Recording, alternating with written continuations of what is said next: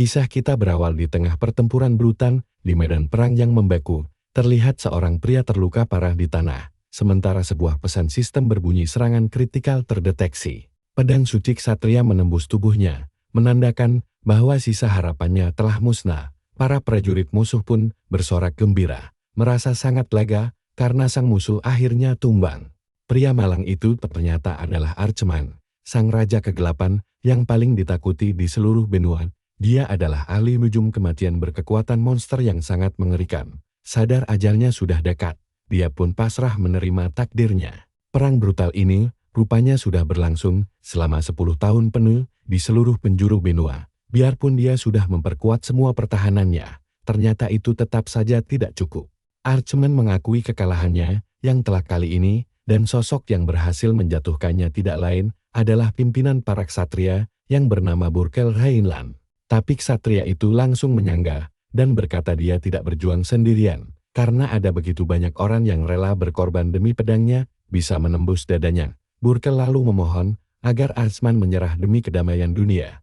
Namun sang ahli nujum yang muak langsung berteriak menyuruhnya diam. Dia berteriak bahwa saat wabah penyakit mematikan menghabisi semua orang, mereka hanya diam menonton saja. Archeman meluapkan amarahnya, menyebut mereka sok suci bicara tentang kedamaian, padahal kelakuan mereka lebih biadab dari binatang liar. Dengan tatapan murka, dia mencap para ksatria itu sebagai kumpulan munafik. Sambil mengeluarkan aura hitam pekat, dia menuduh manusialah yang telah mendorongnya hingga jadi monster seperti ini. Melihat kekuatan dahsyat yang meluap itu, para prajurit langsung gemetaran ketakutan.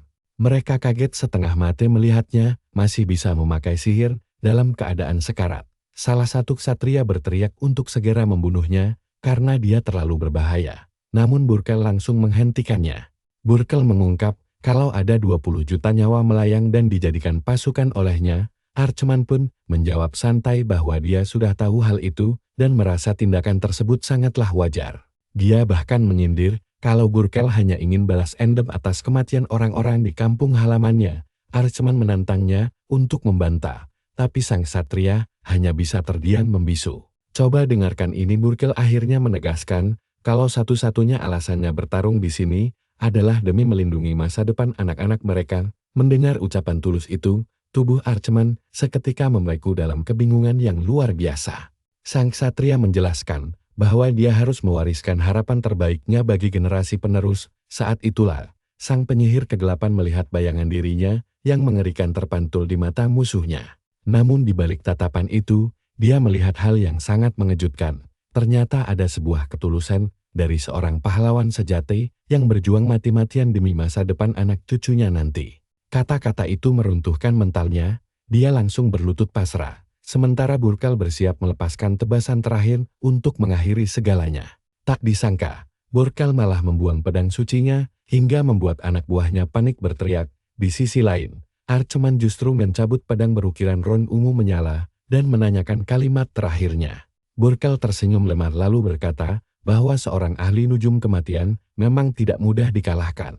Archeman berjanji suatu hari nanti dia pasti akan kembali saat aura hitam menyelimuti sang pahlawan. Begitu kegelapan itu sirna, sang ksatria berambut pirang langsung ambruk tak berdaya. Dengan ron yang menyala terang di matanya, Archeman menggenggam erat pedang terkutuk miliknya. Hanya dengan satu tebasan cepat, dia akhirnya berhasil merobohkan sang pahlawan yang telah menumbangkannya tadi. Di tengah medan perang yang hancur, para prajurit mulai bersorak gembira merayakan kematian Archeman. Namun di tengah kebisingan itu, dia masih bisa mendengar gema serangan terakhir yang mengakhiri hidupnya. Sementara para prajurit merayakan kemenangan yang melelahkan itu, pandangan sang penyihir perlahan mulai menggelap sepenuhnya. Berakhirlah sudah perang dahsyat selama 10 tahun ini, sekaligus menandai akhir dari sang raja kegelapan yang legendaris, Archeman. Namun di detik-detik terakhirnya, jiwanya melayang melewati dimensi asing. Tiba-tiba semuanya berubah, dan dia terbangun di depan rumah mewah saat malam badai. Di dalam rumah, dua pelayan terkejut setengah mati melihat bibir tuan muda mereka bergerak. Sang raja kegelapan yang kini terjebak di tubuh bayi itu juga ikutan bingung dengan situasi konyol ini. Salah satu pelayan mendekati ranjang bayi dan menyapa tuan muda Claire yang baru bangun tidur. Pelayan lainnya lalu menunjukkan foto sang bangsawan wanita yang kini menjadi ibu barunya. Dia membujuk si bayi untuk memanggilnya ibu. tapi tubuh barunya ini terasa sangat kaku dan sulit digerakkan. Biarpun terus dipaksa bicara, suara yang keluar dari mulutnya hanya berupa racauan tidak jelas. Para pelayan malah kegirangan karena mengira si bayi sangat cerdas. Namun tiba-tiba si bayi membuka matanya dan mulai merapal mantra pemanggil pasukan pelindung kegelapan. Tindakan mistis itu seketika membuat para pelayan ketakutan karena dia memerintahkan semuanya untuk tunduk. Tepat pada detik itu, sambaran petir besar langsung membelah langit seolah alam menjawab panggilan gelapnya. Badai mengerikan pun mendadak terbentuk tepat di atas rumah mewah tersebut dengan kilatan petir yang menyambar-nyambar hebat. Dan waktu pun melesat cepat. 15 tahun kemudian, suasana rumah besar itu kini tampak sangat damai. Beberapa pelayan terlihat sedang memperhatikan seseorang dari kejauhan dengan tatapan yang sangat kagum.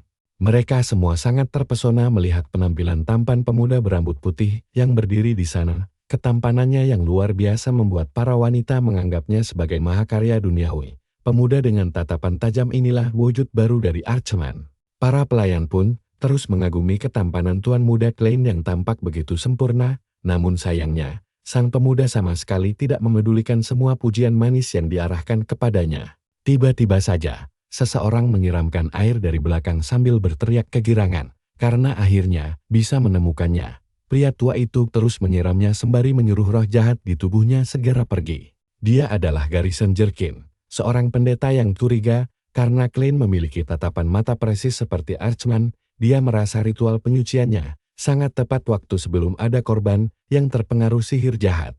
Klein yang basah kuyup langsung menggerutu kesal karena tindakan lancang si pendeta gila itu, namun Garrison bersikeras bahwa jiwa iblis Archman bersemayam di sana, jadi tubuhnya harus terus disucikan.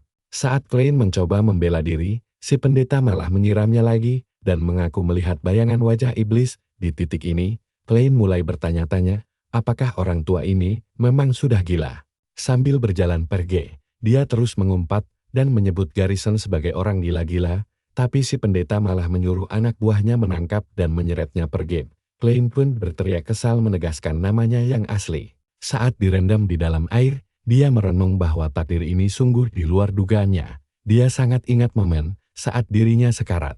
Namun begitu terbangun dia malah mendiami tubuh bayi mungil. Gara-gara hal itu, sejak umur 3 tahun, dia sudah dituduh sebagai pembawa siap dan dikurung di kuil suci. Di tempat terkutuk itulah, dia bertemu pendeta gila yang hobi menyiksanya ini. Pemuda itu masih ingat jelas bayangan pria mengerikan yang pertama kali muncul di depan kamarnya. Sapaan ramah dari pendeta itu justru menjadi awal dari penderitaan tiada akhir baginya. Siksaan hariannya sangat tidak masuk akal, mulai dari dipaksa berdoa selama 24 jam penuh. Lalu ada mandi air bawang putih dingin, hingga atraksi gila, di mana dia diikat di salib yang dibakar. Siksaan kejam berkedok ritual penyucian. 5 tahun berlalu, kini Klein terduduk lemas memakai topi pesta dengan wajah sangat lesu. Aaron, pelayan setianya, terus berdoa agar dia jadi pahlawan hebat, tapi doa tulus itu malah bikin sang tuan muda risih setengah mati. Karena kesal, dia melepas paksa topi di kepalanya, lalu membuangnya begitu saja. Aaron terlihat sangat sedih, karena dia membuat topi itu sendiri, membuat Klein merasa bersalah, dan langsung meminta maaf. Tapi saat dia hendak mengambilnya kembali, Aaron membisikkan bahwa sebenarnya pendeta Garrison yang merajut topi itu. Seketika itu juga, tubuh Klein langsung kaku membeku karena syok yang teramat sangat. Dia memandangi topi murahan itu dengan ekspresi sangat jijik dan ketakutan yang luar biasa. Tiba-tiba Garrison muncul sambil memanggil namanya dengan santai, mengaku sangat senang karena topi buatannya dipakai oleh sang tuan muda. Klein pun langsung merobek hancur topi itu sambil bersumpah tidak akan pernah memakainya lagi. Garrison langsung histeris menuduh roh Archman bangkit kembali, tapi Klein memilih bersikap masa bodoh saja.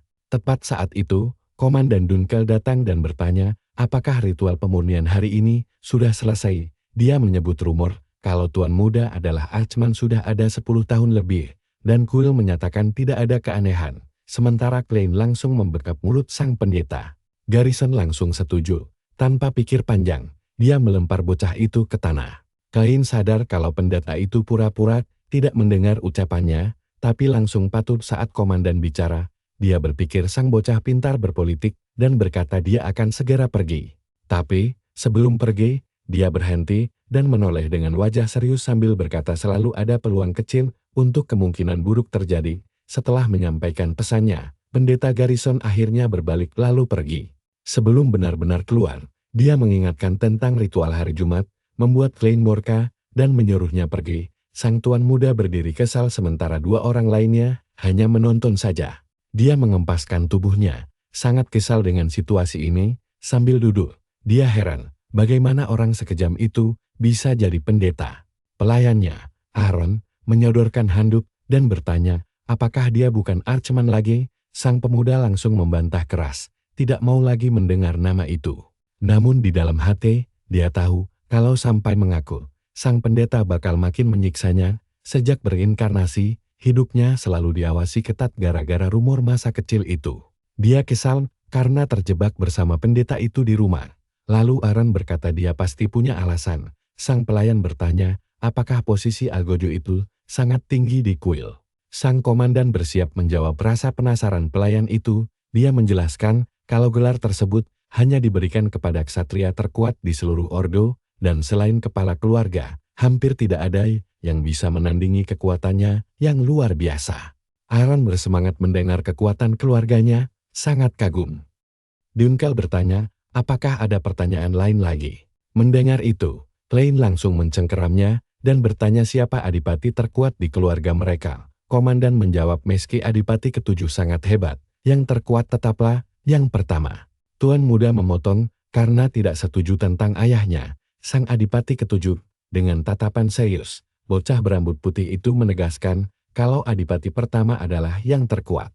Sang komandan dibuat terbungkam oleh jawaban tak terduga dari bocah itu. Aaron kemudian menimpali bahwa tuan muda tampaknya sangat mengagumi adipati pertama. Sang pelayan sadar Klein terus menatap lukisan itu, tapi bukan karena kagum. Dunkel berpikir wajar saja, karena dinasti ini sudah berdiri 200 tahun. Klein menatap potret di dinding dan berbisik, 200 tahun. Dia masih tidak bisa mempercayainya, tapi dia harus menerima kenyataan kalau dia, Archman sang nekromancer, telah terlahir kembali. Dan disinilah takdir mulai terasa sangat konyol bagi kita semua. Kita melihat lukisan para adipati terdahulu, dan puncaknya adalah Berkorheimlan. Ksatria yang mengalahkannya dulu, ternyata dia terlahir kembali sebagai keturunan musuh bebuyutannya sendiri. Dia ingat saat-saat terakhirnya membisikkan nama musuh terbesarnya, Berko, dan mengingat ucapan ksatria itu tentang alasannya bertarung. Pahlawan itu bilang dia bertempur hanya demi masa depan anak-anak di dunia ini. Tiba-tiba, dia terbangun dari mimpi buruk itu dengan sangat terkejut.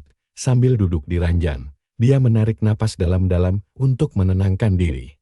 Bocah itu bergumam mimpinya sangat mengerikan sambil mengingat jati diri masa lalunya. Dia dulu kehilangan kendali amarah hingga hampir menghancurkan benua, sebelum akhirnya dihentikan oleh sang ksatria, Burkel. Begitu membuka mata, 200 tahun berlalu, gila, dia terlahir sebagai keturunan pria itu, tapi dia belum terbiasa dengan rambut barunya. Pada saat itu, bayangan Garrison muncul di pintu dan mengaku mendengar igoannya sambil tersenyum licin. Pendeta itu bertanya apakah dia sedang bermimpi tentang masa lalunya sebagai nekromancer yang ditakuti. Dia harus berpura-pura tidak tahu apa-apa dan berdalih hanya kelelahan, tapi Aaron tiba-tiba memeluknya dari belakang. Pelayan itu berteriak heboh karena mendengar semua igoan tidurnya tadi. Dia menirukan ucapan Klein tentang menghancurkan benua, membuat bocah itu panik setengah mati. Tiba-tiba, kepala pelayan Berkman datang mengabarkan pameran anggar akan segera dimulai. Dengan aura mengerikan, Garrison memutuskan untuk melipat gandakan sesi pemurnian mereka. Tuan muda membekap mulut pelayannya, sangat nyeri. Di luar ruangan, dia berteriak frustrasi mengutuk keputusan gila si pendeta. Kepala pelayan lalu menjelaskan tentang pameran anggar saat mereka berjalan di lorong. Dia membenarkan bahwa adipati memerintahkan tuan muda untuk ikut berpartisipasi dalam acara itu. Klein terkejut dan bertanya, apakah ayahnya benar-benar ingin dia hadir di sana? Kepala pelayan memarahi Aaron karena dianggap tidak sopan. Namun tuan muda langsung membelanya. Dia memberikan kue kepada gadis itu dan menyuruh pelayan melihat betapa bahagianya dia. Namun, mengalihkan topik, dia bertanya alasan pemanggilan ini karena ayahnya tidak pernah mengundangnya sebelum ini. Kepala pelayan menjelaskan kalau kerabat dari keluarga cabang datang berkunjung. Mendengar informasi itu, Klein paham situasinya dan langsung teringat pada kerabatnya yang menyebalkan itu yang ternyata sudah tiba di lokasi. Salah satu dari mereka mengejeknya, menyuruhnya memanggil dengan sebutan Tuan Archmont. Dua sepupu bodoh dari pihak ayah ini langsung menyindirnya soal kuil pemurnian.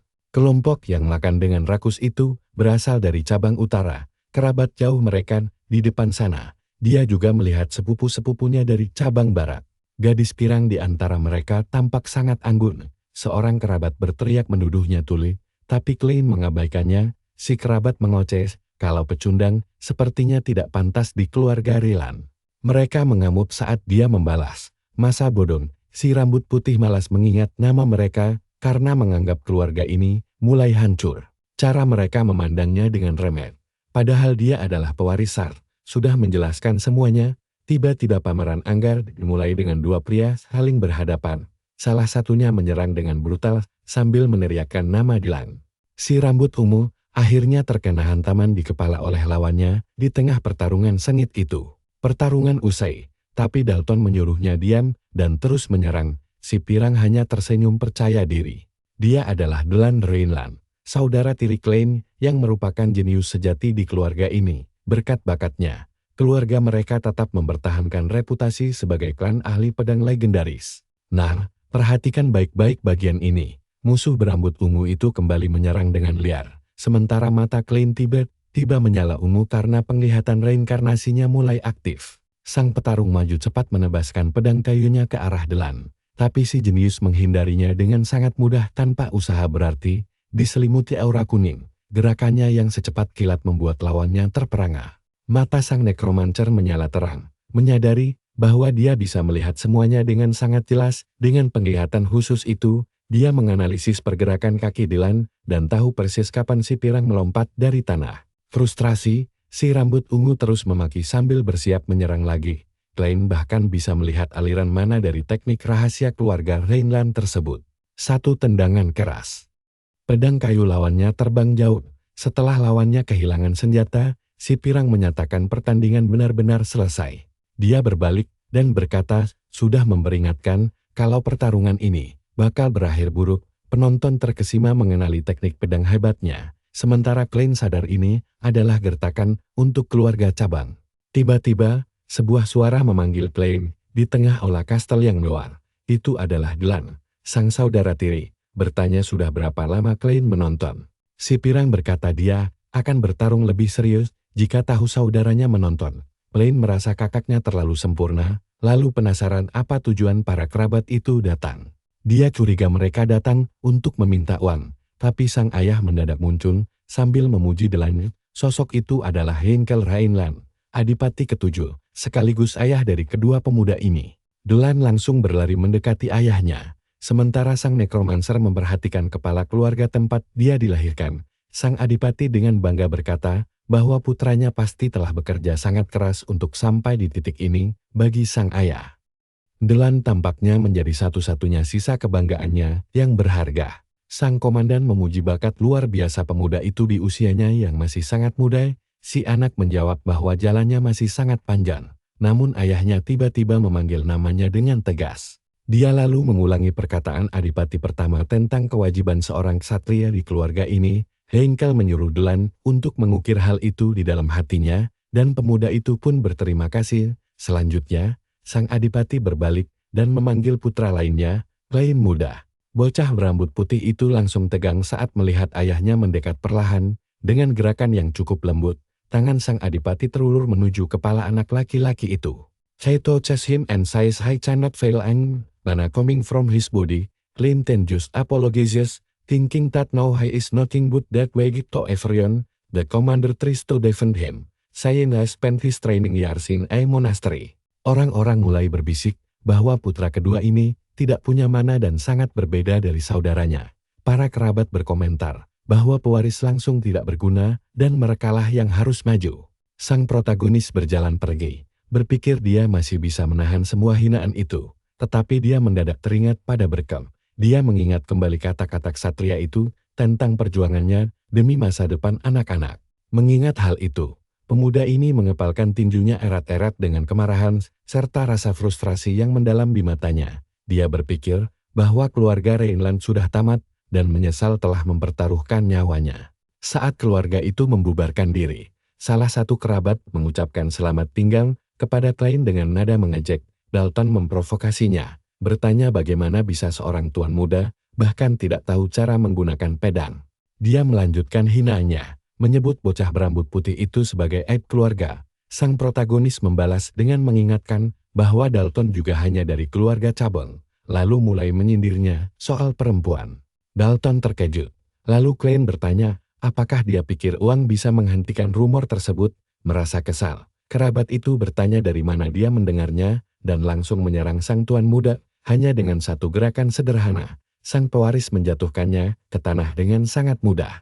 Terkapar di lantai, Dalton menghinanya. Tetapi Klein membalas bahwa dia baru saja melampiaskan kemarahan atas kekalahannya. Kerabat itu kemudian menghina lebih jauh, mengatakan bahwa Klein bahkan tidak tahu siapa ibu kandungnya yang sebenarnya. Dengan tatapan mata yang gelap, sang protagonis berbalik dan bertanya apa yang baru saja dia katakan. Melihat ekspresi mengerikan itu, kerabat tersebut langsung ketakutan setengah mati dan membeku. Masalahnya bukan soal ibunya, melainkan kesombongan para kerabat cabang. Nah, kalian lihat sendiri kan?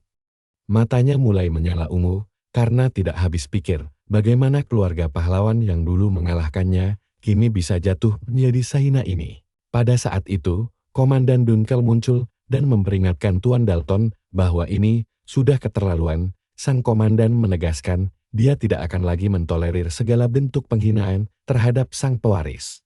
Dengan kesal, kerabat itu bergumam frustrasi, tetapi tidak bisa berbuat apa-apa di hadapan sang penjaga. Dia kemudian menyuruh Klein bersyukur karena memiliki pengawal dan mencapnya sebagai pengecut. Sambil berjalan pergi, dia masih berteriak menantang apa yang sedang dilihat komandan.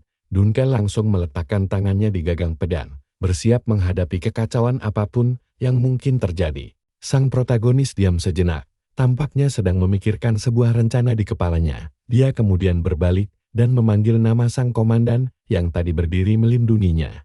Klein bertanya, apakah dia punya pedang cadangan? Lalu adegan berpindah ke tengah hutan. Di malam hari, sang komandan menyerahkan sebilah pedang kepada tuan muda yang langsung menerimanya. Dunkel penasaran mengapa dia membutuhkan pedang selarut ini, tetapi bocah itu tidak menjawab. Sambil memegang dua pedang, dia bertanya apakah Delan menggunakan teknik pedang meteor seperti ini. Bocah itu berkata perlu memeriksa sesuatu, lalu menyuruh sang pengawal pergi, membuat Dunkel terlihat cukup cemas.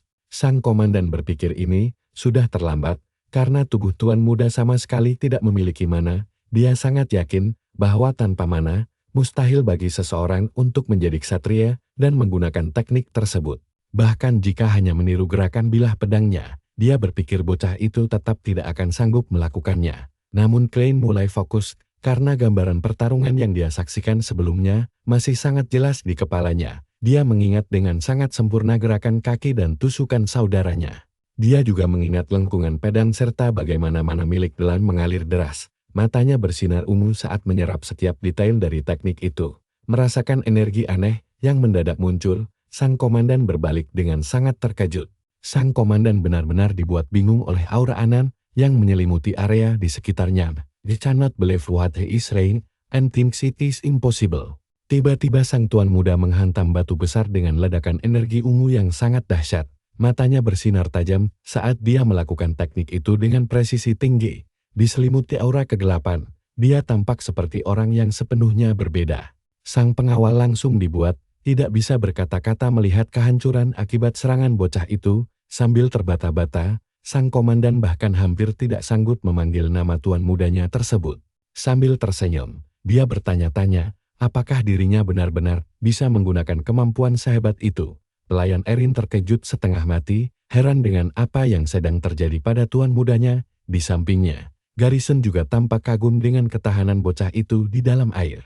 Kita kemudian diperlihatkan bahwa mereka sedang melakukan ritual pemurnian lain pada Klein muda. Sang pendeta mencatat bahwa sekarang dia bisa bertahan lebih dari 1 menit di bawah air, membuat Erin sangat terkejut. Dia menyarankan untuk melakukan ritual berikutnya di dalam akuarium, dan sang pewaris akhirnya muncul ke permukaan untuk bernapas. Klein mengeluh, karena ritualnya terasa lebih lama. Sementara Garrison tertawa sambil berkata dia merasakan energi yang menyeramkan. Saat Erin menawarkan handuk padanya, Komandan Dunkel datang memanggil namanya. Sang pengawal memegang sepucuk surat dan berkata bahwa Dalton mengirimkan undangan untuknya. Bocah itu bertanya siapa orang tersebut. Lalu Dunkel menjelaskan bahwa dia adalah kerabat yang menantang Delan kemarin. Klein teringat si bodoh itu dan merasa aneh, dia tiba-tiba ingin minta maaf. Kalian juga pasti curiga kan? Dia pun menerima surat tersebut dengan tatapan penuh selidik untuk membaca isi pesannya. Undangan tersebut menyebutkan tentang kompetisi berburu yang membuatnya cukup penasaran. Mantan nekromancer itu menyadari bahwa ini hanyalah alasan untuk menyeretnya keluar mansion. Dunkel bertanya, apakah dia akan pergi? Dan sang tuan muda menjawab tidak ada alasan untuk menolak. Dengan pandangan penuh keyakinan, dia menyebutkan bahwa lagi pula dia memiliki rencana lain di kepalanya. Bocah itu mengungkapkan bahwa dia menyimpan kartu as rahasia sementara kamera mulai menyorot ke arah pedang biliknya. Di dalam kepalanya, dia mengingat kembali ilmu pedang yang digunakan oleh saudara tirinya beberapa hari lalu. Dengan melakukan itu, dia menyadari sebuah hal yang sangat krusial tentang kemampuan barunya. Dia bisa meniru teknik apapun secara sempurna hanya dengan melihatnya. Sekali saja, kembali ke masa sekarang, sang komandan hanya memperhatikannya tanpa sanggup berkata apa-apa. Komandan pun setuju untuk menyiapkan kereta. Sementara sang bocah terus memikirkan tentang kompetisi berburu tersebut. Pada titik itu, Garrison menawarkan diri untuk ikut pergi, membuat Klein kesal dan bertanya apa yang sedang dia rencanakan. Dengan wajah serius, sang pewaris menegaskan bahwa dia sudah pernah memperingatkannya tentang hal itu sebelumnya. Sang pendeta lalu membalas bahwa untuk alasan aneh, pada hari khusus itu, dia merasakan aura yang sangat menyeramkan tepat saat kereta mereka akhirnya mulai berangkat meninggalkan kediaman mewah tersebut. Roda kereta itu sangat berguncang keras, menunjukkan bahwa jalanan yang mereka lalui cukup terjal dan tidak rata di dalam kereta. Pelayan Erin merasa sangat mual akibat guncangan yang terus-menerus terjadi. Garrison berkata dia sudah melarangnya ikut, lalu menawarkan bantalnya kepada gadis itu. Sang tuan muda menjelaskan bahwa medan hutan memang sangat berat bagi pemula. Sang pendeta kemudian menyarankannya untuk mencoba tidur sebentar agar merasa lebih baik selama perjalanan. Dia merasa tersentuh dengan kebaikan itu, tetapi Klein menyuruhnya memberikan bantal tersebut kepada sang pelayan saja sambil menatap keluar jendela. Bocah berambut putih itu tenggelam dalam pikirannya sepanjang sisa perjalanan mereka. Dia mengamati pemandangan hijau yang subur itu dan berpikir tempat tersebut telah banyak berubah seiring berjalannya waktu. Pikirannya melayang kembali ke 200 tahun lalu, saat di sana hanya ada salju dan jasad yang berguguran. Bocah itu merasa heran, karena gurun es yang membeku tersebut kini telah berubah menjadi tempat yang begitu hijau. Dia kemudian teringat musuh bebuyutannya, dan meyakini bahwa semua ini memang murni perbuatan Berkel. Tiba-tiba pintu terbuka dan Komandan Dunkel memanggil Tuan Muda Klein. Dia turun dan bertanya, apakah itu rumah Dalton sambil memandangi kediaman yang luar biasa megah tersebut. Tempat itu bahkan jauh lebih mewah daripada kediaman utama keluarga Raylan yang berkuasa. Mereka akhirnya tiba di tujuan mereka di perkebunan keluarga Cornwall yang terkenal sangat mewah. Dia menganggap kompetisi ini hanyalah permainan anak-anak dan mereka pasti memiliki uang yang tidak berseri. Saat itu juga, sebuah suara memanggil namanya dan si rambut putih langsung menoleh. Ternyata Dalton datang membawa anjing buruan sambil bertanya apa yang sedang dia perhatikan. Kerabatnya ini malah pamer rumah baru yang dibangun pakai duit keluarga utama. Sementara itu, salah satu anjingnya mulai menggeram lapar ke arah pewaris kita sambil meneteskan liur. Klein menyadari kalau anjing-anjing itu kelaparan dan langsung bertanya kapan perburuan yang sebenarnya akan dimulai. Dalton malah mengejeknya tidak sabaran dan mengaku sudah tahu Klein akan bersikap begitu. Sambil menjulurkan tangannya, dia menyuruh sang tuan muda untuk memperhatikan baik-baik apa yang akan terjadi setelah ini. Dalton lalu melepas semua anjingnya dan mengumumkan kalau kompetisi resmi dimulai. Dia menjelaskan kalau dirinya sudah menyebar potongan daging di seluruh gunung untuk memancing mereka. Si sepupu sombong ini bilang penciuman anjing lapar 100.000 kali lebih tajam dari manusia. Sambil menyiapkan busurnya, dia membidik selagi anjing-anjing itu mengejar umpan. Salah satu anjing mendekati daging tanpa menyadari bahaya yang mengintai. Tiba-tiba saja dia memanah anjing-anjingnya sendiri sampai mereka melolong kesakitan. Gila si Dalton malah tertawa kesetanan dan merayakan kegilaan ini sebagai perburuan yang sukses. Aaron datang menghampiri sambil memanggil sang tuan muda, membuat Dalton langsung menoleh. Dia mengenali Aaron sebagai pelayan Klein, lalu dengan lancang menaruh tangan di atas kepala gadis itu. Sambil tersenyum licik, si sepupu menyapa Aaron dan bilang mau memberinya pekerjaan baru. Bajingan ini lalu mencengkeram lengan Aaron dengan sangat erat hingga membuat gadis itu ketakutan setengah mati.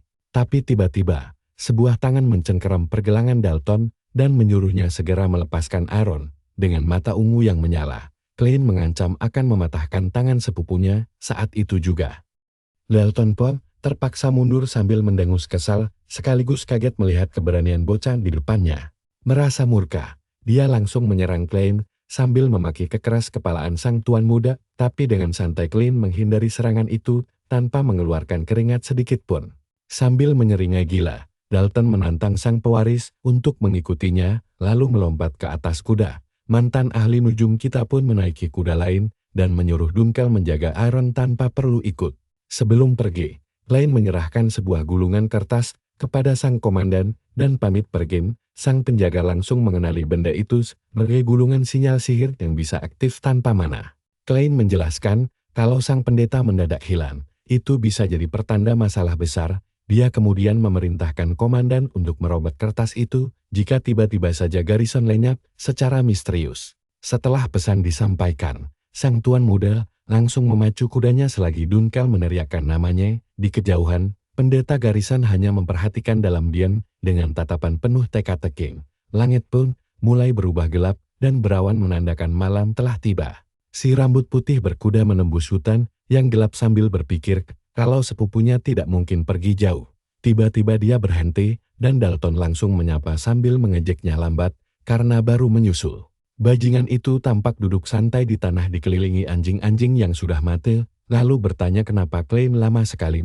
Tuan muda kita langsung turun dari kuda dan menuntut penjelasan atas kegilaan sepupunya. Dengan ekspresi bingung, si rambut putih berusaha memahami pemandangan aneh di depannya. Di sana kita bisa melihat bangkai anjing-anjing pemburu tadi tergeletak tak bernyawa berserakan di atas rumput hutan. Dalton kemudian berkata, kalau semua ini hanyalah hidangan penutup dari kompetisi hari ini, dengan pedang di tangannya. Dalton menunjukkan kalau target terakhir yang harus dia habisi adalah Klein sendiri. Si sepupu memastikan kalau dia akan menghabisi Klein dan membawa kepalanya ke Delan sebagai trofi kemenangan. Dengan nada meremehkan, si rambut putih membalas kalau keluarga Raymond cuma lelucon tak berdaya. Dalton kemudian menunjukkan sekelompok orang yang bersembunyi di kegelapan dan mengejek kalau Klein bahkan tidak akan diberi kesempatan untuk melawan. Para prajurit bayaran pun bermunculan siap menyerang, disusul barisan pemanah yang mengarahkan senjata mereka ke arah sang tuan muda.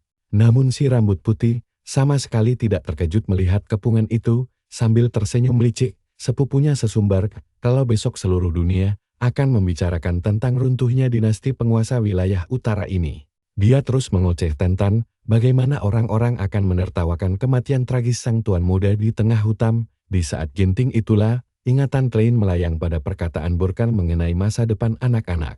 Tiba-tiba sebuah tawa kecil lolos dari bibir sang tuan muda, membuat sepupunya kebingungan. Tak lama kemudian, dia malah tertawa terbahak-bahak secara histeris sambil menutupi wajah dengan tangannya sendiri.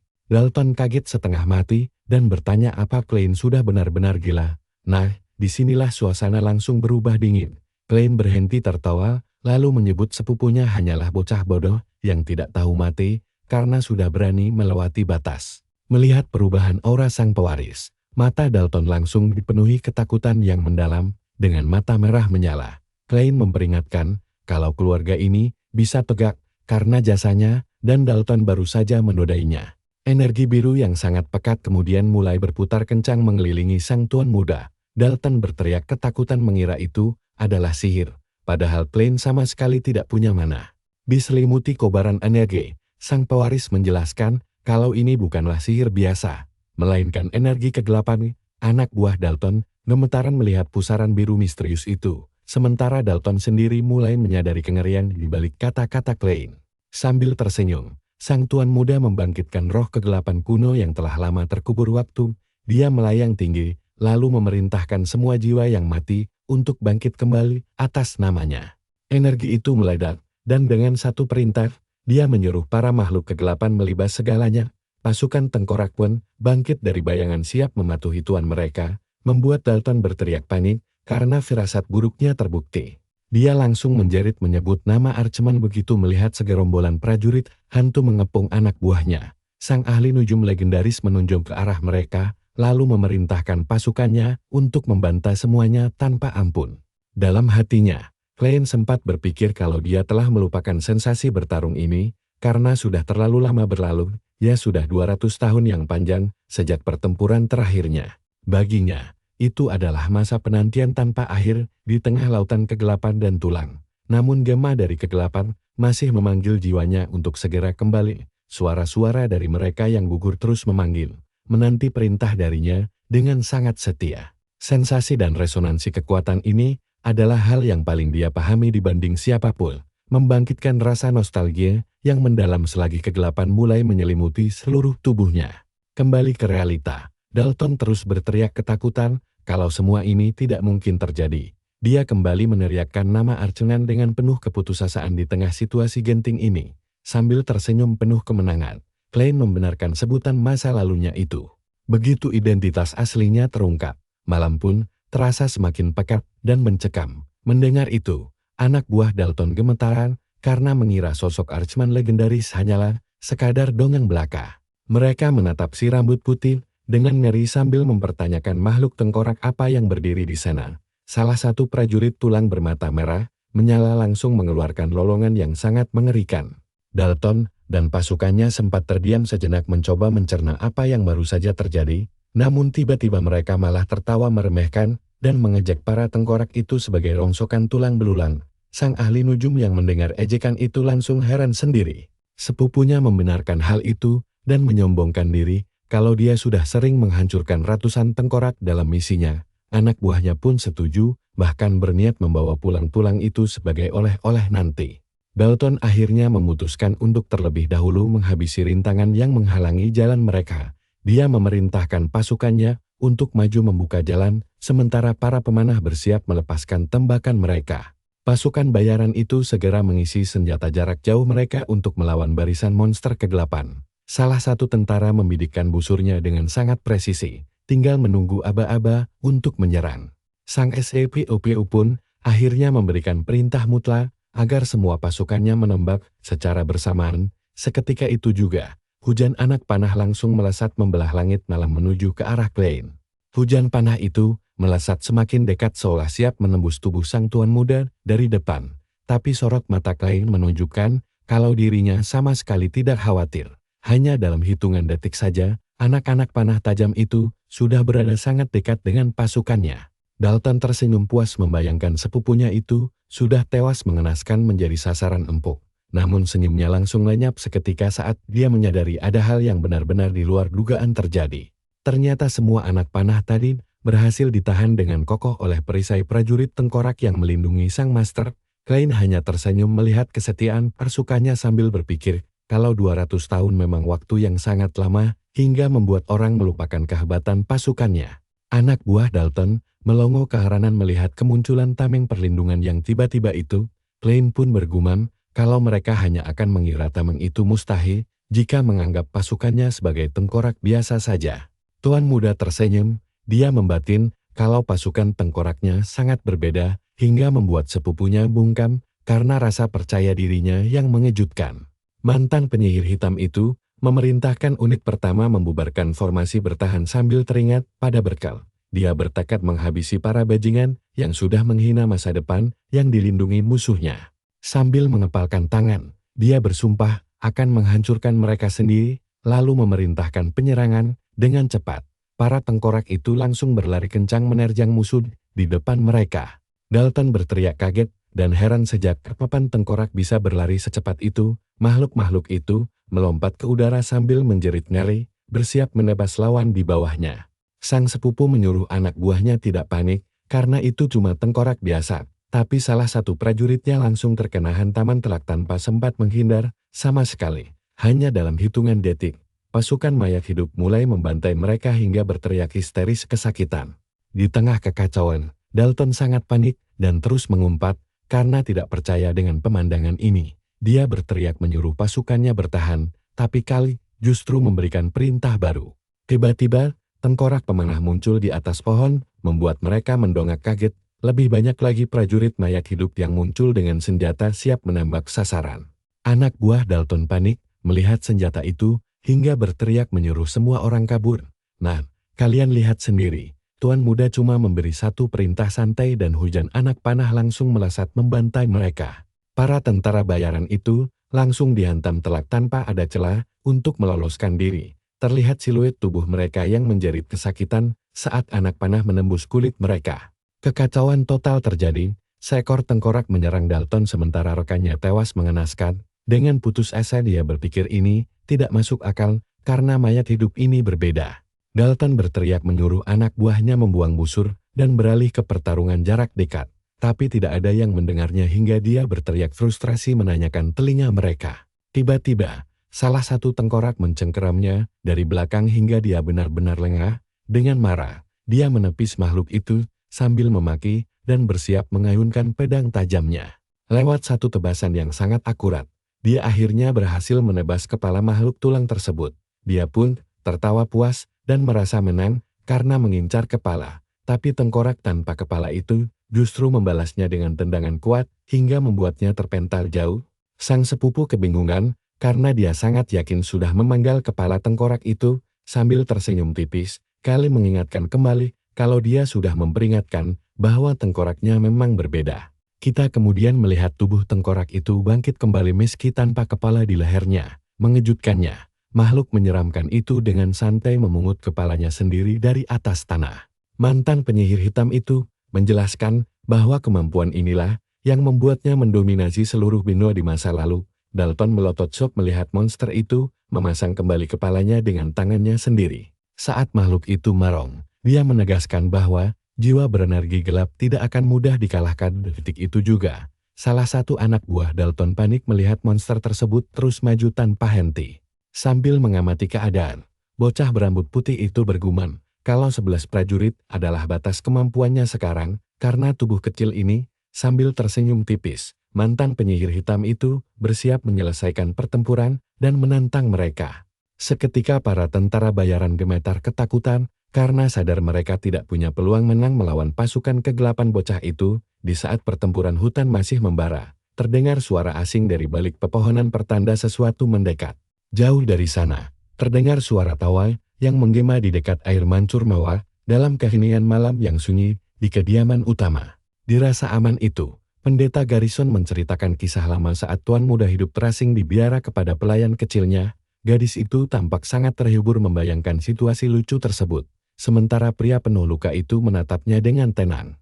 Sang pendeta menyadari kalau pelayan itu tampaknya sangat menyukai sang Tuan Muda, dan gadis kecil itu langsung mengiyakannya dengan wajah yang gembira. Sambil mengunyah camilan, Aaron kecil berkata bahwa dia sangat mengagumi tuannya dan mulai menyebutkan semua kebaikannya. Namun di saat dia memuji kehebatan Kale, kita diperlihatkan adegan Kale yang menyuruh musuhnya diam saat dibantai. Pelayan kecil itu berkata kalau tuan mudanya adalah orang yang sangat baik hati. Padahal di dalam hutan, para bajingan itu sedang bertarung sekarat demi bertahan hidup. Dia terus memujinya sementara seekor tengkorak menebas musuh tanpa ampun. Bahkan kue pun dibagi, tapi adegan langsung terpotong ke pemandangan ngeri mayat-mayat musuh yang berjatuhan berserakan di atas tanah.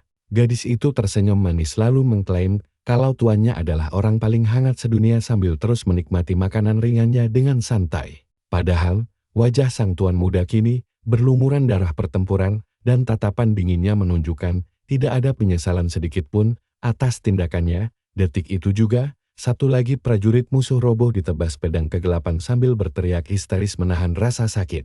Dalton menyaksikan semua itu dengan syok, karena tidak menyangka pasukannya bisa dibantai begitu cepat dan memalukan. Sang sepupu hanya bisa mengumpat kasar sambil bersusah payah menahan serangan mematikan dari salah satu makhluk tulang tersebut.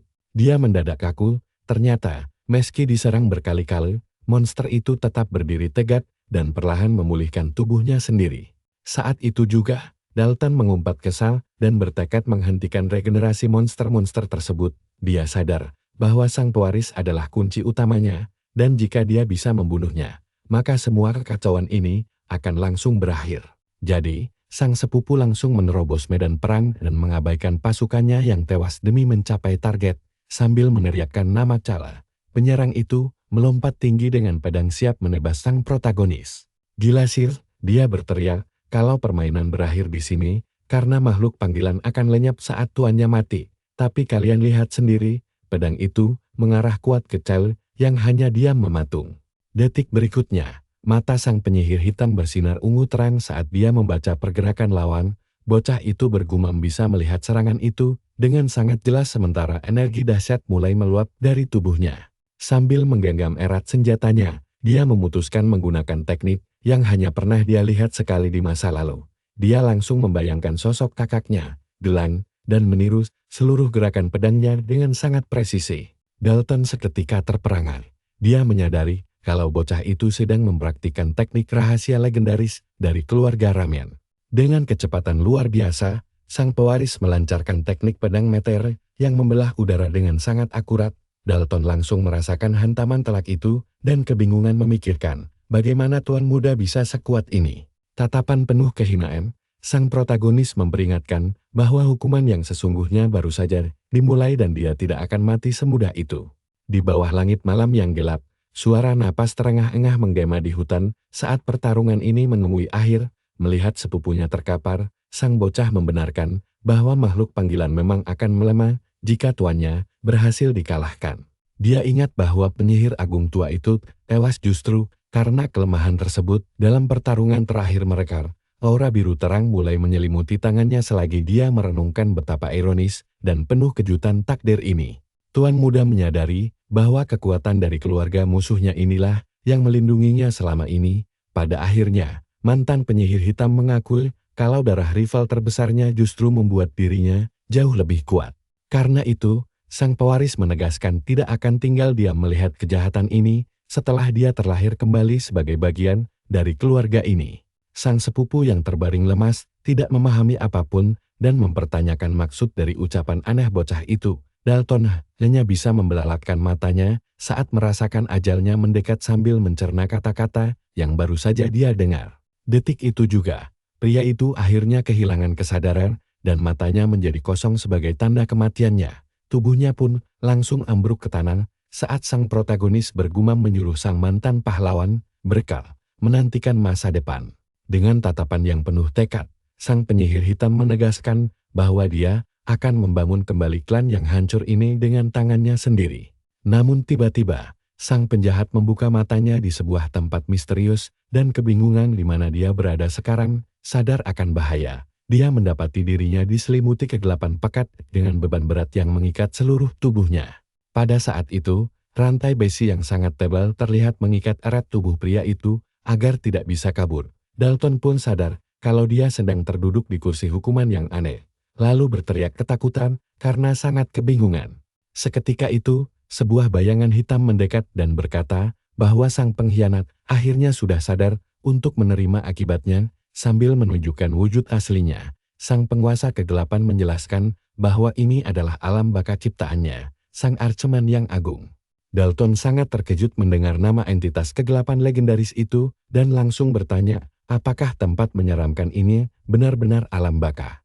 Mendengar itu, sang penyihir mulai mengingatkan pria itu tentang bagaimana dia dulu sering menyiksa hewan tak bersalah hanya untuk bersenang-senang. Dia menambahkan bahwa Dalton telah melakukan kekejaman yang luar biasa dengan dalih bahwa dia hanya sedang berburu di dalam hutan. Di saat bersamaan, Klein berkata dia masih ingat betul senyuman di wajah sepupunya saat melakukan aksi kejam tanpa henti itu.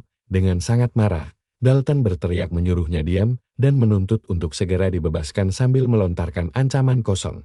Namun tidak lama kemudian, pria itu terdiam dan mulai berpikir keras tentang semua hal yang terjadi pada pertempuran sebelumnya. Dia ingat betul momen ketika tubuhnya terkena tebasan pedang Claire dan bagaimana luka itu tampak sangat mematikan. Namun si penjahat menyadari tidak ada satupun goresan di tubuhnya dan Klein pun menjelaskan bahwa dia sebenarnya sudah mati dan kini harus menghadapi karmanya. Klein menegaskan bahwa tidak peduli apakah sepupunya itu percaya atau tidak, karena yang terpenting sekarang adalah keadilan akhir. Saat itu juga, sang tuan muda menyatakan bahwa waktunya telah tiba bagi Dalton untuk membayar semua dosa selama hidupnya yang tidak berguna. Dalton sangat ketakutan dan tidak memahami apapun saat air mata mulai mengalir deras dari matanya yang terbelalak. Lalu mantan penyihir itu menyuruhnya mendengarkan baik-baik suara pembalasan karena hewan-hewan yang dulu dia siksa sekarang sedang kelaparan. Seketika itu juga, makhluk-makhluk tersebut menyerbu dan si penjahat berteriak histeris saat merasakan gigitan dari karmanya sendiri. Pada saat itulah, dia menyadari bahwa ini adalah jurang penderitaan yang dia bangun sendiri akibat kekejaman dan keegoisannya. Sambil berteriak kesakitan, sang sepupu memohon belas kasihan, namun Klein sama sekali tidak menunjukkan simpati pada pengkhianat itu. Mendengar itu, air mata mengalir di wajahnya saat dia menyadari bahwa takdir akhirnya telah terkunci di tempat gelap ini. Kembali ke dunia nyata, kita melihat Dalton tergeletak kalah di tanah hutan setelah pertempuran berakhir. Bocah berambut putih itu memperhatikan hasil pertarungan dengan ekspresi dingin sementara angin kencang berembus di sekitarnya. Sambil merenung, sang protagonis segera menyimpan senjatanya dan bersiap pergi sebelum ada orang lain yang datang ke tempat itu. Tepat saat itu, dia melihat prajurit tengkoraknya lenyap ke dalam kegelapan seiring terpenuhinya janji kepada mereka yang gugur. Dengan begitu, sang penyihir berkata bahwa permintaan telah dikabulkan dan kini dia harus memberi hadiah kepada jiwa yang telah membantunya bertarung. Dia lalu menggunakan kekuatannya untuk menghancurkan kutukan yang mengikat roh tersebut, membiarkannya beristirahat dengan tenang. Seketika itu juga, cahaya terang bersinar saat roh itu terbebas dari rantai dan lenyap ke langit malam hutan. Sendirian dalam keheningan yang mencekam, bocah berambut putih itu merenungi kehidupan barunya sambil menatap sisa-sisa kehancuran. Dia berdiri membisu selama beberapa detik, mencoba memahami apa yang telah berubah di dalam hatinya setelah sekian lama menunggu. Sang tuan muda berpikir bahwa akhir kehidupan hanyalah momen ketika tulang-tulang hancur dan berserakan ditiup angin tanpa meninggalkan bekas. Namun dia bertanya-tanya, apa tujuan sebenarnya dari hidup kembali setelah 200 tahun berada di dalam kegelapan total. Suara misterius itu mengejutkannya dan Klein menuntut untuk tahu siapa penyusup itu dan apakah dia melihat semuanya. Sosok bertudung itu menjawab bahwa Klein tidak perlu tahu dan toh tidak akan paham juga. Setelah itu, pria misterius tersebut mulai merapalkan sihir dengan aura hijau yang terpancar dari tangannya. Sosok itu menambahkan bahwa sekalipun dia mengatakannya, bocah berambut putih itu tidak akan sanggup memahami apa yang sedang terjadi. Saat itu juga, energi hijau menghantam salah satu pria yang tewas di tanah dan matanya mulai menyala dari dekat. Terlihat mata pria itu bersinar sangat terang, menandakan bahwa dia telah dihidupkan kembali. Hanya dengan satu gerakan, pria bertudung itu mulai membangkitkan semua mayat tentara bayaran yang kalah. Klein langsung mengenali teknik tersebut dan sadar bahwa itu adalah sihir kebangkitan untuk mengendalikan jasad orang mati. Dari situ dia sadar gilasir. Ternyata sosok misterius di hadapannya ini juga penyihir hitam.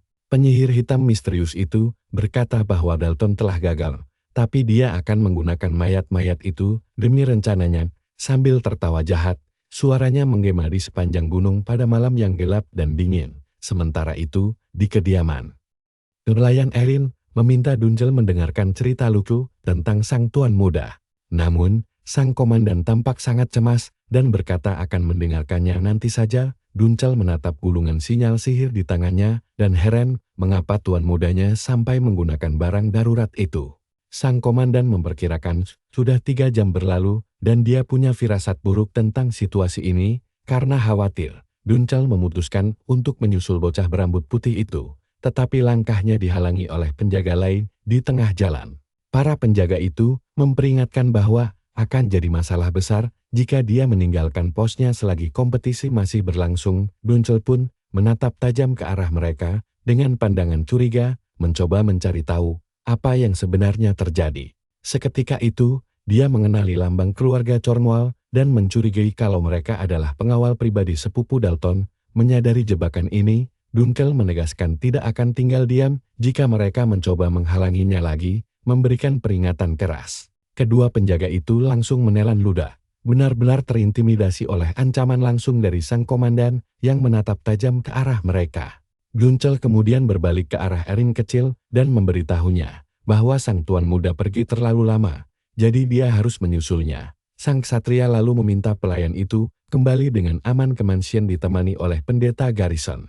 Namun salah satu penjaga menyalap bahwa sang pendeta sudah pergi diam-diam dengan wajah sangat serius, membuat semua orang bingung. Di saat itulah, Dunkel teringat peringatan tentang aura jahat dan sadar bahwa pendeta Garrison pasti pergi menyusul sang pewaris. Tanpa membuang waktu, dia segera menunggangi kudanya dengan sangat tegang. Tahu betul kalau situasi ini sudah benar-benar lepas kendali. Sambil menggigit gulungan sihir erat-erat, dia menyimpulkan bahwa hilangnya sang tuan muda secara tiba-tiba ini bukanlah kebetulan belaka. Dunkel memacu kudanya secepat mungkin, sangat yakin bahwa sesuatu yang buruk sedang menimpa bocah itu di dalam hutan. Sementara itu, kita melihat Klein berdiri sendirian menghadapi pasukan mayat hidup baru yang dipimpin oleh penyihir misterius tersebut. Bocah berambut putih itu menganalisis situasi, tahu betul bahwa semua energi kegelapannya telah terkuras habis pada pertempuran sebelumnya. Klein menyadari dia tidak bisa menggunakan kekuatan pemanggilan untuk saat ini karena tubuhnya yang sangat kelelahan. Musuh bertudung itu tertawa mengejek, mengatakan bahwa tubuh lemah Klein tidak akan sanggup bertahan, lalu memerintahkan monsternya untuk menyergap. Mendengar perintah tersebut, sekumpulan makhluk mengerikan itu mulai berlari kencang ke arah sang tuan muda. Namun Klein hanya mengepalkan tangannya erat-erat, merasa geli dengan kesombongan musuhnya, yang berpikir bisa menghabisinya semudah itu. Sambil tersenyum meremehkan dengan matanya yang menyala ungu, dia memperingatkan penyihir sombong itu bahwa riwayatnya sudah tamat. Tiba-tiba, tanda suci berupa lambang bercahaya muncul di punggung tangan Klein, menerangi seluruh kegelapan di sekelilingnya. Mayat-mayat hidup itu terus maju membabi buta sambil menggeram dan meneteskan liur, siap mencabik-cabik tubuh sang pewaris. Nah, perhatikan ekspresi musuh bertudung ini, dia langsung shock berat tanpa tahu apa yang akan terjadi. Satu pilar cahaya emas raksasa membelah langit dan menghantam tanah hutan dengan kekuatan surgawi yang luar biasa dahsyat. Dari dalam cahaya itu muncul seorang ksatria emas kolosal yang langsung menghancurkan monster-monster dengan pukulan kuat demi melindungi sang tuan muda. Dengan mata yang bersinar keemasan, sang pelindung meminta cahaya suci untuk memberikan kedamaian dan menyucikan seluruh wilayah kegelapan ini. Seketika itu juga, gelombang energi surgawi turun dari langit, menyapu bersih semua monster yang mengancam nyawa Klein. Musuh bertudung itu mengerang kesakitan saat terkena hantaman langsung dari kilauan sihir suci yang luar biasa kuat tersebut. Akibat dampak serangan yang dahsyat itu, si penyihir hitam terpental sangat jauh ke belakang. Musuh bertudung itu mencoba menyeimbangkan dirinya sambil berkeringat dingin, heran dengan sosok luar biasa yang sanggup menggunakan kekuatan dewa sedahsyat itu. Melihat semua kejadian itu, Klein berpikir bahwa ksatria dengan kekuatan tempur terkuat di dunia akhirnya telah menampakkan dirinya. Sosok bertubuh tegap tiba-tiba muncul dari balik kepulan debu tebal dan langsung menyuruh si tuan muda untuk merasa sangat tenang mulai sekarang. Kemudian, sang pendeta menunjukkan wajahnya yang sangat serius sambil menegaskan dengan penuh rasa percaya diri kalau dia ada di sana demi melindunginya. Tapi pertarungan ini rupanya belum selesai. Segerombolan mayat hidup masih saja terus merangsak maju menyerang mereka berdua di dalam hutan. Detik itu juga, monster-monster mengerikan tersebut langsung melompat sambil mengayunkan pedang ke arah sang pendeta dan si karakter utama tanpa rasa takut jatuh sedikit pun. Ngeri banget.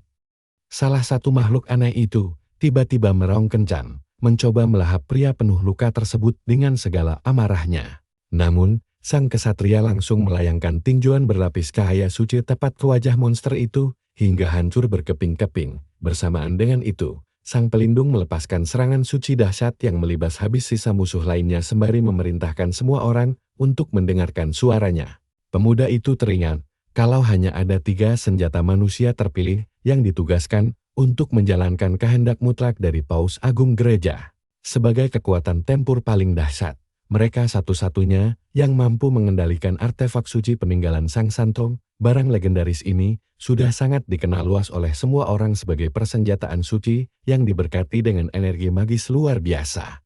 Anak laki-laki itu ingat betul bahwa masing-masing kesatria cahaya ini punya kekuatan dahsyat yang cukup untuk menghancurkan tembok besar dengan sangat mudah. Penyihir jahat itu benar-benar kaku ketakutan begitu melihat pancaran cahaya suci itu dan menanyakan kembali siapa nama monster tersebut sambil tersenyum tipis.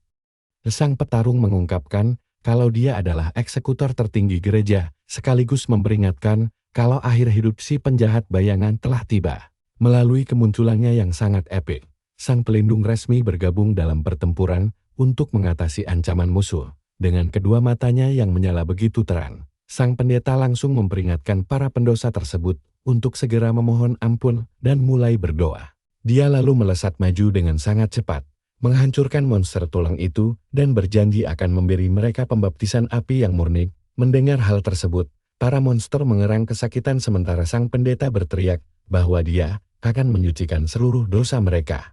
Gila, dengan kekuatan luar biasa dahsyat, sang prajurit suci menghentakkan kakinya ke tanah, hingga membuat bebatuan hancur berhamburan.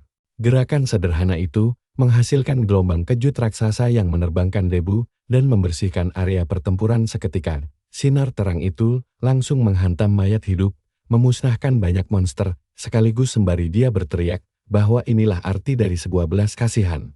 Sambil memegang kitabnya yang bercahaya suci, sang ulama menyelesaikan ucapannya dan menegaskan bahwa ini adalah penghakiman terakhir. Menyaksikan pembantaian keji itu, si penjahat langsung berkeringat dingin karena merasa tidak masuk akal jika petinggi gereja bisa ada di sana. Si penyihir gemetar hebat menyaksikan kekuatan luar biasa sang pahlawan. Putus asa, dia berbalik dan lari terbirit-birit sembari bergumam kalau dia sudah tertipu mentah-mentah. Beneran Del, siapa juga yang gak bakal emosi kalau harus buru-buru kabur dari monster super kuat ini di tengah hutan yang gelap.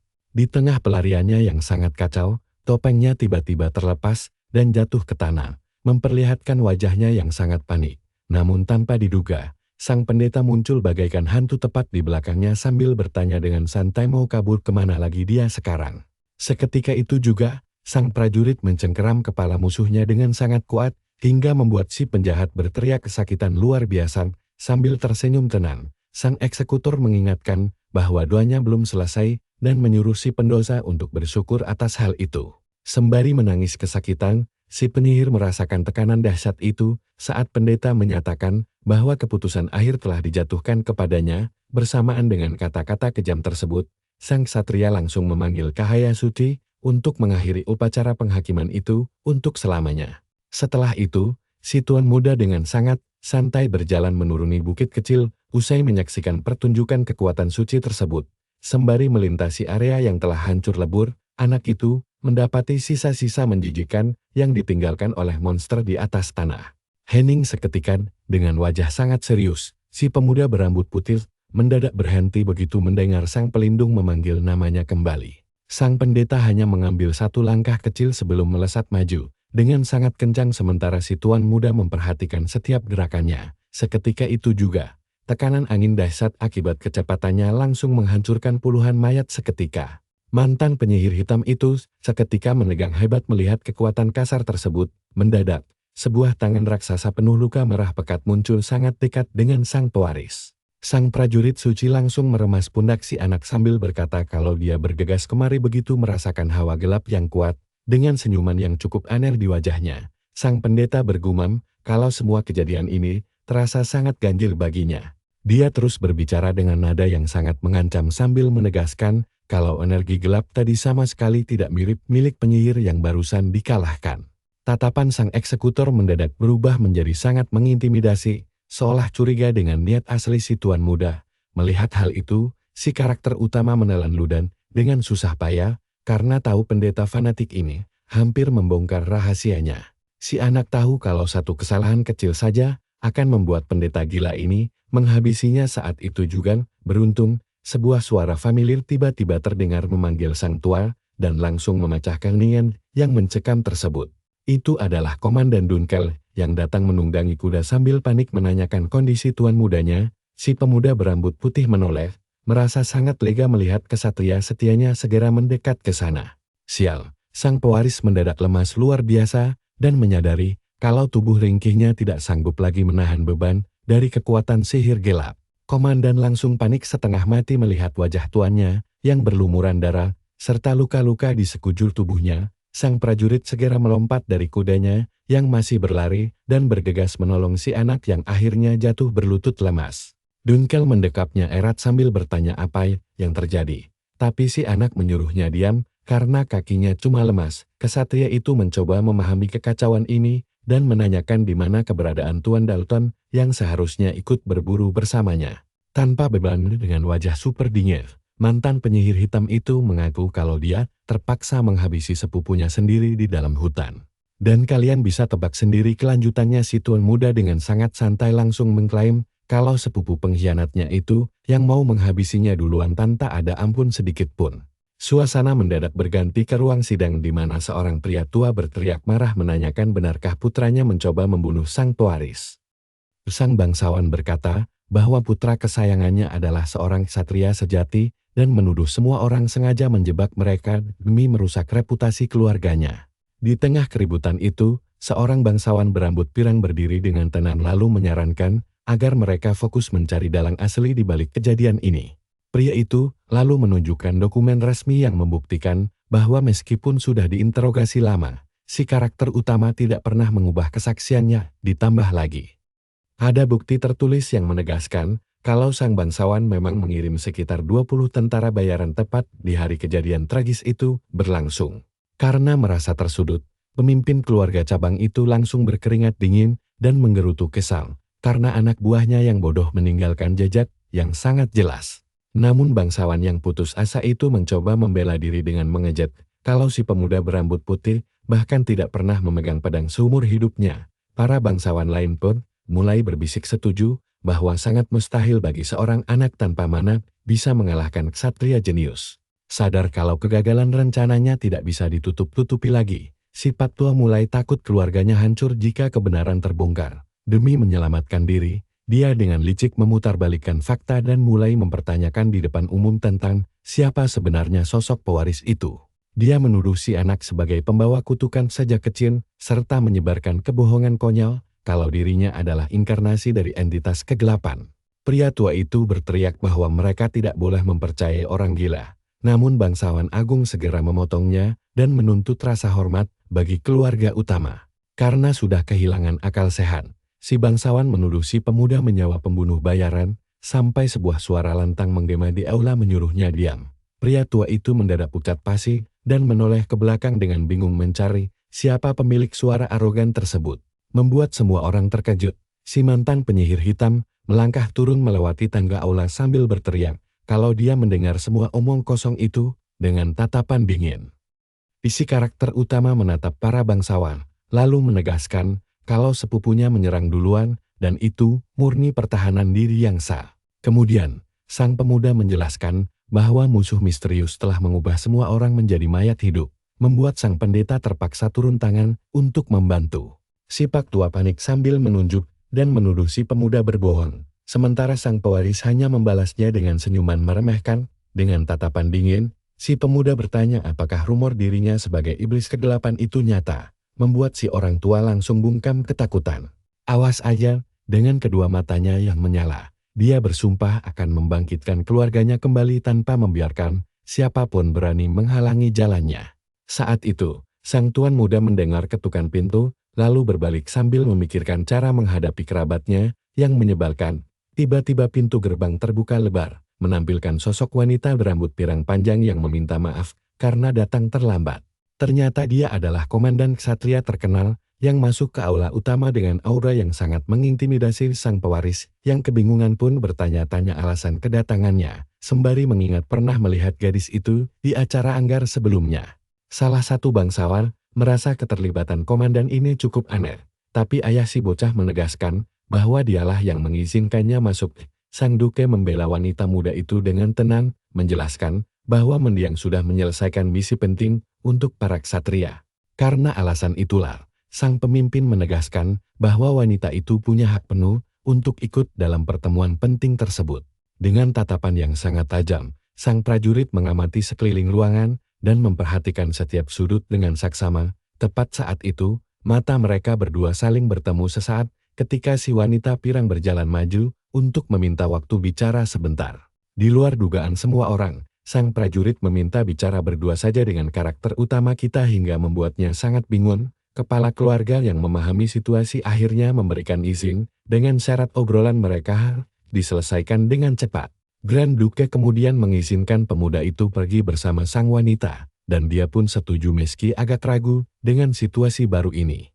Dengan kesal, sang pewaris mengeluh dalam hati tentang sikap si gadis yang menurutnya lumayan menyebalkan karena harus berurusan tiba-tiba. Namun, dia segera mengubah pikirannya setelah menyadari bahwa permintaan mendadak ini bisa menjadi kesempatan emas yang sangat menguntungkannya. Pemuda itu menimbulkan 3 kemungkinan, konfirmasi kecurigaan, atau ujian. Dia pun langsung berpamitan kepada ayahnya, lalu pergi melangkah menyusul sang wanita muda. Sambil berjalan, sang tuan muda memutuskan tidak akan lagi lari dari rintangan apapun di depannya. Begitu mereka keluar, pintu raksasa langsung tertutup rapat dan si bocah bersumpah akan memanfaatkan seluruh ksatria sebagai sekutu hebatnya. Setelah itu, sang komandan Tanggul akhirnya berhenti berjalan di sepanjang koridor lalu mengetukkan kakinya demi memecah kesunyian. Melalui ekspresi wajah yang penuh misteri, prajurit cantik itu menatapnya dengan lekat, menunggu saat yang tepat untuk membongkar semuanya. Sang komandan akhirnya memecah keheningan dan memintanya berbicara dengan suara yang sangat lembut sembari melangkah semakin mendekat. Pada detik itu, dia melemparkan tatapan menusuk ke arah si bocah dengan ekspresi yang luar biasa serius. Namanya adalah Lia Renvalwevern, putri tertua dari salah satu 3 keluarga besar, sekaligus master tombak sejati. Rekam jejak kemampuan bertarungnya yang tanpa cela membuktikan bahwa dia sudah pernah menghadapi makhluk paling mengerikan. Di sana, terlihat sekawanan orc menyeramkan sedang meraung liar siap membawa kehancuran massal. Tapi lihat deh mata sang komandan menyala biru saat menerjang maju. Tanpa ragu, si pirang menebas kuat dan membasmi monster-monster itu menggunakan tombak sucinya. Semua pertempuran hebat ini terjadi selama operasi pembersihan monster skala besar di wilayah barat Benoa. Dalam misi penyelamatan berbahaya tersebut, prajurit luar biasa ini membantai monster tingkat tinggi sendirian tanpa bantuan siapapun. Di tengah medan perang, siluetnya yang anggun terlihat sangat menonjol setelah menyelamatkan banyak warga sipil. Keberhasilan legendaris itu membuatnya menjadi sosok yang sangat dihormati oleh seluruh ksatria. Kembali ke masa kini, gadis itu melirik ke belakang dan bertanya apakah sang tuan muda tidak ingin ikut dengannya. Dia menjawab bahwa dia sedang menyusul. Namun si wanita pirang memintanya tidak usah sok akrab karena mereka, bahkan, bukan dari keluarga yang sama. Sang protagonis ingat ayahnya pernah bilang bahwa mereka adalah sepupu jauh karena sebuah pernikahan. Namun, Lia adalah putri dari istri pertama, yang berarti mereka berdua sama sekali tidak memiliki hubungan darah. Sang prajurit lalu mengaku bahwa dia memanggilnya hanya karena rasa penasaran pribadi, membuat mantan nekromancer ini kebingungan. Tiba-tiba, dia maju dan menyudutkannya ke jendela, membuat si pemuda terkejut dengan gerakan yang sangat cepat. Pada momen itu, sang komandan mengangkat kakinya untuk menghalanginya dan bertanya dengan berani, apakah dia boleh menyentuhnya. Terdesak hingga berkeringat dingin, si pemuda berambut putih mulai panik dan heran dengan situasi ini. Karena kaget dengan kejadian tidak biasa di balkon tersebut, dia mempertanyakan apa maksud si gadis yang tiba-tiba ingin menyentuhnya tanpa alasan jelas. Komandan itu akhirnya memecah keheningan dan mulai berbicara dengan nada suara yang sangat lembut sambil melangkah maju mendekatinya. Dia mendadak menyudutkannya ke arah jendela lalu bertanya dengan lantang, apakah dia bisa menyentuhnya. Terpojok hingga berkeringat dingin, si pemuda berambut putih panik dan heran, apakah ini nyata? Dia sangat terkejut dengan kejadian aneh di balkon tersebut, lalu mempertanyakan maksud si gadis. Namun, wanita pirang itu justru menyuruhnya mengulurkan tangan lalu dengan cepat mencengkeram pergelangan tangannya dengan cukup kuat. Dia mengelus kulitnya, menyadari bahwa tangan itu sangat lembut tanpa bekas luka bagaikan bayi. Sang pewaris terkejut dengan tindakannya, sembari berpikir bahwa pendekar pedang berpengalaman sekalipun mungkin tidak memiliki kapalan yang jelas. Saat itu juga, si wanita menekan titik tertentu di jarinya, mengingatkan bahwa urat tidak pernah berbohong. Sambil mendekatkan wajahnya ke arah sang tuan muda, prajurit wanita itu menyimpulkan dengan sangat yakin bahwa pemuda ini tidak pernah menggunakan pedang. Sambil terus menatapnya, dia bertanya bagaimana seseorang tanpa bekas luka di tangannya bisa selamat dan mengalahkan 20 pria bersenjata. Dengan tatapan penuh curiga, sang komandan menduga bahwa tuan muda menggunakan kekuatan jenis lain. Merasa ketakutan karena rahasianya mulai terbongkar, sang protagonis langsung mendorong wanita itu menjauh sebagai bentuk pertahanan diri yang nekat. Dia melangkah mundur untuk mengalihkan situasi, lalu bertanya, apakah wanita itu juga akan menuduhnya sebagai iblis kegelapan yang berbahaya. Namun, Ksatria itu tetap berdiri kokoh, menunjukkan bahwa matanya tidak mencari jawaban, melainkan reaksi jujurnya. Sadar bahwa diam hanya akan menghancurkannya, sang tuan muda menjadi lebih berani dan menantangnya balik. Bagaimana jika dia memang iblis? Di luar dugaan, prajurit itu malah tertawa terbahak-bahak dan mengabaikan pengakuannya begitu saja. Sambil tersenyum mengejek, dia bilang mustahil bocah sekecil ini adalah monster kegelapan yang ditakutin. Sumpah, ini sih penghinaan yang kocak banget. Akibatnya, mantan nekromancer kita langsung syok berat dan tidak bisa berkata-kata karena dihina sekecil itu dengan begitu kejamnya. Si malang ini hanya bisa membelalakkan matanya, tidak percaya harga diri iblis agungnya diremehkan begitu saja. Dengan tubuh gemetar menahan amarah, sang tuan muda bertanya apakah dia salah bicara. Namun si pirang menggeleng dan menawarkan untuk mengulangi ejekan itu lagi. Karena lelah, pemuda itu heran kenapa dia membiarkan wanita ini terus mengejeknya di saat tubuhnya yang terluka sulit berpikir jernih. Dia pun bertanya apakah ini semacam suap. Namun sang prajurit malah berbalik arah, lalu berkata ini sudah larut malam. Setelah berkata begitu, komandan itu berjalan ke balkon dan memandangi pemandangan di luar sambil tampak merenung cukup dalam. Dengan wajah serius, si rambut pirang menyimpulkan bahwa raja kegelapan yang menakutkan tidak mungkin sudi menerima penghinaan konyol seperti itu. Kembali ke dalam aula utama. Para penjaga akhirnya mengumumkan kembalinya sang tuan muda yang kali ini didampingi oleh sang komandan ksatria. Mereka berdua berjalan dengan tenang melintasi karpet persidangan, menarik perhatian penuh dari seluruh bangsawan yang hadir. Sambil duduk di tempatnya, si bocah mengakui kecerobohannya sebagai putra kedua yang sempat dikurung selama 7 tahun lamanya. Sang pewaris menyadari tatapan penuh amarah dari sang kon dan menyimpulkan bahwa tidak ada seorang pun di sana yang akan mempercayai cerita pembelaan dirinya. Tiba-tiba, sang Grand Duke memecah keheningan dan menuntut penjelasan tentang obrolan mereka di luar, bukannya menjawab. Pemuda berambut putih itu justru melangkah maju dan langsung mencabut pedangnya, mengejutkan sang komandan ksatria di dekatnya. Dengan sekuat tenaga, dia menghantamkan bilah pedang raksasanya ke lantai persidangan hingga menimbulkan dentuman keras yang menggema. Sikap agresif yang sangat mendadak dari si bocah seketika membuat seluruh kaum aristokrat di sana benar-benar syok dan kebingungan. Bahkan sang kepala keluarga sendiri terbelalak, tidak habis pikir dengan kenekatan putranya di tengah-tengah persidangan penting ini. Sang kont langsung mundur ketakutan melihat ujung pedang mengarah padanya saat sang tuan muda memanggil namanya dengan penuh ancaman. Mantan nekromancer itu menyatakan bahwa dia sendiri yang akan membuktikan kebenarannya. Lalu menyuruh pria tua itu berhenti membuang waktu agar mereka bisa menyelesaikannya secara jantan. Sambil tersenyum percaya diri, sang protagonis menantang pemimpin keluarga cabang tersebut untuk melakukan duel maut persidangan. Mendengar hal itu, bangsawan yang panik langsung gagap dan bertanya, apakah si bocah sudah gila mengajukan duel seperti itu? Ini adalah metode kuno wilayah utara saat tidak ada kesepakatan di mana kedua pihak bertarung tanpa batasan senjata apapun. Intinya pemenang yang menentukan keputusan akhir. Sang kon merasa ide ini konyol, tapi Klein punya segudang alasan kuat. Si rambut putih ini menuduh si tua bangka mencoba menjebaknya meski ada bukti pengkhianatan putranya. Ditambah lagi dia juga sudah menghina ibunya. Sambil menggenggam erat pedangnya, Klein mendesak sang kon untuk segera membuat keputusan karena kesabaran semua orang di sana sudah benar-benar habis. Pemimpin cabang keluarga menelan ludah sementara para bangsawan lain mulai berbisik heboh tentang duel kuno itu. Tiba-tiba sang Grand Duke memutuskan turun tangan untuk menjamin pertarungan ini, sekaligus membatalkan semua bukti yang terkumpul selama ini. Bangsawan licik itu awalnya sempat bingung, tapi dia segera sadar kalau tanpa adanya bukti yang memberatkannya, situasi ini justru jadi sangat menguntungkan. Nah, perhatikan ini, si tua bangka ini langsung tersenyum licik melihat peluang emas, karena tahu Klein tidak punya mana. Dia bahkan dengan sombongnya mengancam akan mengirim ksatria terbaik untuk menghabisi nyawa si bocah dalam duel.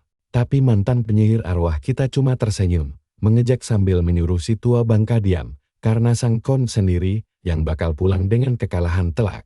Murka karena dihina begitu, bangsawan itu langsung menerima tantangan di tempat dan menetapkan kalau pertarungan maut bakal digelar dalam waktu 4 hari saja. Si rambut putih Klein tetap menatap tenang sambil berencana memanfaatkan momen ini untuk memberi peringatan keras. Dari luar kastel megah, terlihat jelas tekadnya yang bersumpah akan hancurkan para pengkhianat sekaligus mengembalikan seluruh kejayaan keluarga yang sangat dicintainya. Tapi tidak lama kemudian, suasana berpindah ke dalam mansion, di mana terdengar teriakan histeris yang sangat marah akibat kegilaan ini. Kakak tiri pirangnya, Delan, menatapnya shock berat sambil berteriak menanyakan, apakah Klein sudah gila karena nekat menerima dual mode.